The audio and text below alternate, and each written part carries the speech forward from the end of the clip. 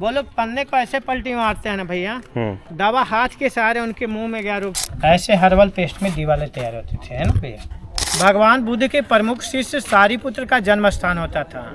जहाँ से आदमी को चेतना मिलती है ना भैया, उस जगह को चैत्य बोला जाता है ना भैया। मोहम्मद गोरी बख्तियार खिलजी ने देश के विभिन्न भागों में लूटपाट किया। यहाँ के जो मेन प्रोफेसर थे ना, उनमें से नागार्जुन, शीलभद्र, आतिश दीपंकर, पद्म संभाव, शांतरक्षित, धर्मकीर्ति, धर्मपाल, असंग, बसवंधु आदि यहाँ के मेन आचार्य होते थे। ये जो गड्ढे देख रहे हैं ना, इनकी ऊपर की दीवारें छत टूट गई ना भैया, रास्ते उधर से आ रहे हैं। ऊपर के कंस्ट्रक्शन को हर्षवर्धन डेवलप किया था 7वीं शताब्दी में। उससे ऊपर के कंस्ट्रक्शन को पाल राजा ने बनाया था 9वीं शताब्दी में। खुदाई के बाद जो है ना 2 लाइन मिला है ना भैया। एक लाइन ये है ना, मोनास्ट्री का लाइन है, और दूसरा लाइन जो है ना स्तूपा और चैत्य का लाइन है ना भैया। स्तूप का कम्बिनेशन जो है ना अस्थि से है, समझ रहे ना भैया। तो जब मिट्टी ईंट पत्थर किसी चीज़ से कवर कर देते हैं ना, वो स्तूप बन जाती है भैया, है ना स्तूप ना। तो ये जो छोटे बड़े गोल चौकोर है ना भैया, ये प्रोफेसरों के स्तूप है भैया। ये कमरा देख रहे हैं, ये कमरा समझ रहे भैया। ये रेड एस्बेस्टस लोहे का ग्रिल, ये चाहे सबसे बड़ा, ये सारे भगवान बुद्ध के मंदिर होते थे। जहाँ से आदमी को चेतना मिलती है ना भैया, उस जगह को चैत्य बोला जाता है ना भैया। छात्र प्रोफेसर यहाँ दोनों ही बहुत भिक्षु होते थे, लेकिन छात्र जो है ना भैया पढ़ाई खत्म करके हल। तो 8 महाजनपद का राजा वहाँ एकत्रित हुआ और लोगों के बीच जो है ना तलवारी खींच गई, राख हमें चाहिए, हमें चाहिए, हमें चाहिए। द्रोण ब्राह्मण वहाँ मध्यस्थता किया ना भैया, लोगों को बताया कि बुद्ध तो पूरे जीवन भर शांति अहिंसा के लिए काम किया, अब तुम उनके राख के लिए युद्ध करोगे, ये बुद्ध की पर्ची सच्ची चलानी नहीं होगी। उन्होंने उस राख को 8 बराबर भागों में बांट दिया और सारे राजा लोग अपने अपने राजधानी में ले जा करके उस अस्थि के ऊपर स्तूप बनाया। तो बुद्ध के निर्वाण के बाद से बुद्ध धर्म में स्तूप बनाने का ट्रेडिशन स्टार्ट हुआ। ये हॉस्टल का इंट्रेंस गेट है ना, हर हॉस्टल के अंदर एक कुआं होता था पानी पीने का जगह, है ना।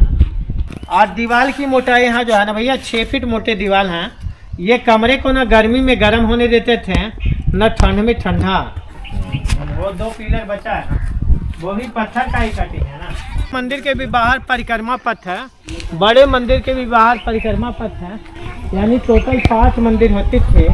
4 कॉर्नर में एक सेंटर में मंदिर निर्माण की इस शैली को ना भैया नागर शैली बोला जाता है ना भैया। ये जो देख रहे हैं ना भैया, है ना, छोटा इधर है 2 और 2 पीछे साइड है, सेंटर में बड़ा गुफा था, यानी बड़े मंदिर। भैया 1192 में ना तराइन का द्वितीय युद्ध हुआ, जहाँ पृथ्वीराज चौहान मोहम्मद गोरी से हार गया।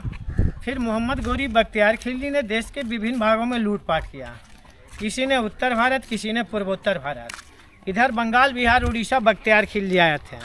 यहाँ से 51 किलोमीटर दूर बख्तियारपुर एक जगह है ना भैया, जहाँ बख्तियार खिलजी का सैनिक शिविर होता था। वो दिन में लूटपाट करते थे, रात को अपने शिविर में सोने के लिए पहुँच जाते थे। जब उन्हें ये पता चला कि नालंदा और विक्रमशिला ज्ञान का केंद्र है, बख्तियार खिलजी जो है ना यहाँ का मेडिकल डिपार्टमेंट में उपचार के लिए आया। राहुल श्रीवाद उस समय हेड ऑफ डिपार्टमेंट थे ना मेडिकल साइंस के, उससे उन्होंने बताया कि आपका दवा भी नहीं खाएंगे, मेरा रोग ठीक करो। तो राहुल श्रीवाद जो है ना भैया कुरान के पन्ने पे ना जड़ी बूटी का लेप लगा दिया। वो लोग पन्ने को ऐसे पलटी मारते हैं ना भैया, दवा हाथ के सहारे उनके मुंह में गया, रोग ठीक हुआ। उन्होंने सोचा जब तक इतने स्कॉलर लोग रहेंगे इन पर शासन करना मुश्किल होगा। फिर उन्होंने नालंदा को 1198, विक्रमशिला को 1200 AD में नष्ट किया। उसके बाद भैया कोई साहित्य नहीं मिला जो नालंदा के बारे में जानकारी दे सके। ह्वेनसांग यहाँ चाइना से पढ़ने के लिए आया था ना 629, वापस गया था ना 645।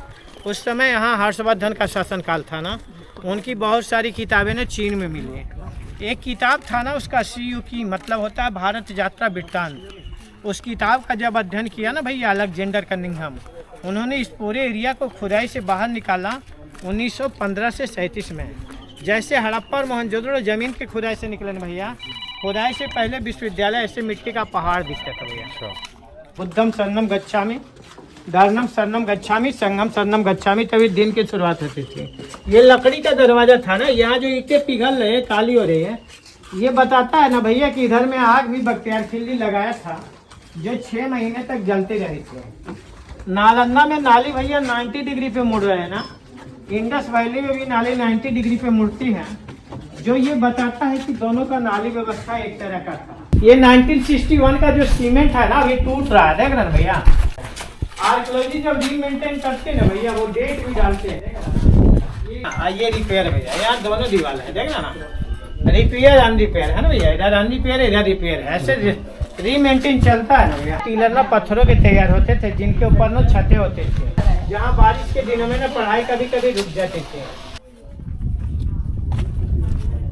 सुरकी, बालू, गन्ने का जूस, बेल का जूस, उड़द की दाल, ऐसे हर्बल पेस्ट में दीवारें तैयार होती थी, है ना भैया। बुद्ध यहाँ जिंदा होते थे ना, पूरा एरिया आम का बगीचा होता था।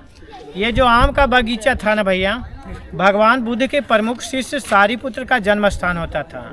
सारीपुत्र मोगलायन आनंदपाली बुद्ध के शिष्य हुआ करते थे। बुद्ध ने भी सारीपुत्र को धर्म सेनापति बना दिया। ये सेनापति बनने के बाद सारीपुत्र ने आम के बगीचे में एक ट्यूशन सेंटर बनाया था, जहाँ छात्र मिट्टी के झोपड़ी में रहते थे। स्तूपा जब ऐसे बना होगा, इसको बनाने के लिए सीढ़ी का जरूरत नहीं है ना भैया। ये 7 स्टेप में डेवलप हुआ ना, 4 स्टेप जो है इसके नीचे। मेरा नाम सर संजय कुमार है। तो संजय जी ने हमें घुमाया पूरा और बहुत अच्छे से बताया है, बहुत मज़ा आया। आई होप आप लोगों को भी अच्छा लगेगा। तो यहाँ आए तो संजय जी से ज़रूर मिले।